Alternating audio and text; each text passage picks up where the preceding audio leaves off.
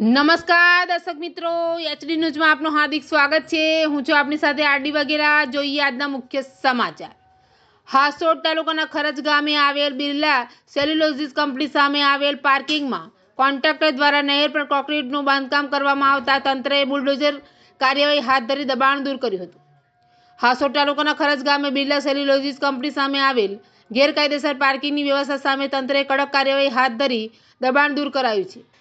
પાર્કિંગના contractor Rauf Mohammad Sheikh દ્વારા સિંચાઈ વિભાગની ખરજ માઇનોર કેનાલ પર ગુડ્સ વાહનો ઊભા રાખવા માટે કોન્ક્રીટનો સ્લેબ બનાવી બાંધકામ કરવામાં આવ્યું હતું।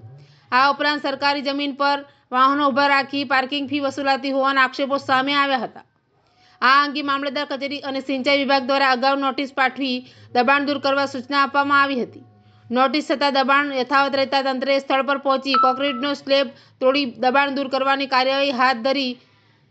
આ દરમિયાન કોઈ અનિચ્છનીય બનાવ ન બને તે માટે પોલીસ બંદોબસ્ત પણ ગોઠવાયો હતો।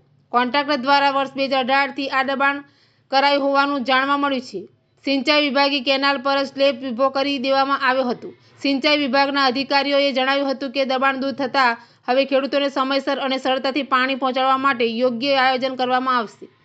સ્થાનિકોમાં આ કાર્યવાહી અંગે સંતોષ વ્યક્ત કરવામાં આવ્યો છે, જ્યારે ભવિષ્યમાં સરકારી જમીન પર આવા દબાણો ન થાય તે માટે કડક દેખરેખ રાખવાની માંગ ઉઠી રહી છે।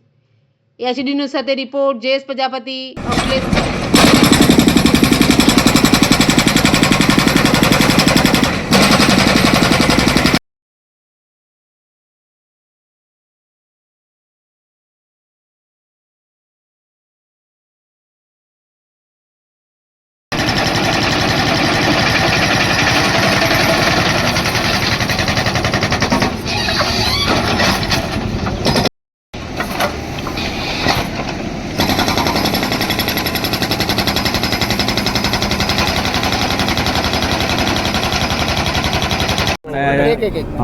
આપનું નામ અને ડેટ? મારું નામ કે એમ ગાવિત, નાયબ કાર્યપાલિકા સિસોદ નહેર પેટા વિભાગ કોસંબા।